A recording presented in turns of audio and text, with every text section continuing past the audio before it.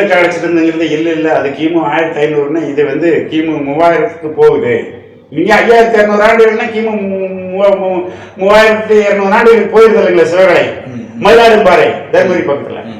அப்ப இந்த அகழ்வாய்வு எல்லாம் வந்து உலக சரித்திரத்தையே சில விஷயங்களை மாற்ற வேண்டியது இருக்கும்போது என்னடா உனக்கு பெரிய ஒன்றியம் அது நல்லா வந்துருது கோபம் வருதுங்க. அதுல இங்க இருக்கிற மாதிரி ஜாகரா வேற போட்டுருக்க கட்சி அரசியல் பேசாதீங்கடா எவனா பாருங்க இருக்குடா. இங்க வந்து இரும்பு கிடைச்சிருக்குது, நகர நாகரிகம் இருக்குது, இலக்கியம் இருக்குது, 10 பாட்டு உலகத்துல பாமர் எலியட் ஒடிசின்னு பேசுறீங்க, உங்க ராமாயணம் பேசுறீங்க. அந்த ராமாயணத்திலேயே வந்துகிட்டு கபாடபுரத்துல போகும்போது ஜாக்கிரதையா போப்பா அப்படின்னு அனுமன் சொல்றாங்க.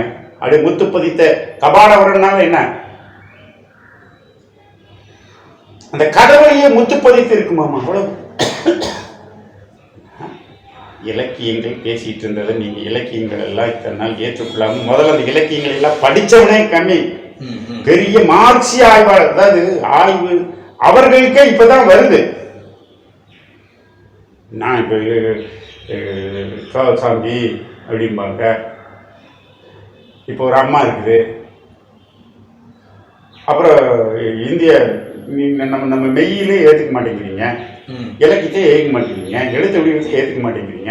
ஆனால் கிடைச்ச எவிடன்ஸு அதையே வந்து ஒரு ஆய்வாளர் சாதாரணமாக இவர் எழுதும் பொழுது இத்தனை பிரச்சனைகள் தான் வரும்னு அவருக்கும் தெரியாது, எழுதிட்டாரு. இன்னைக்கு அவர் ஸ்ட்ராங்காக நிற்கிறார், அசையாமல் நிற்கிறாரு. நான் மாற்றி கொடுக்க மாட்டேன்ட்டாரு.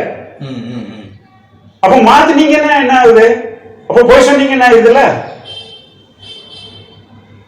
ஒருத்தனை கூட்டிட்டு போறீங்க, நீ தாண்டா திருடிட்ட அப்படின்னு போலீஸ் ஸ்டேஷன் அடிச்சு உதைக்கிறாங்க. ஐயா நான் அப்பா ஐயப்பா எனக்கு ஒன்றுமே நான் இங்க அடிக்க பொறுக்க முடியாம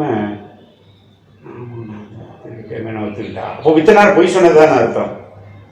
அது அடிக்கு பயந்து அவர் என்ன சொல்றாரு, நான் மாற்ற மாட்டேங்கிறாரு. இந்த கேள்விக்கு இதாங்க பதில்.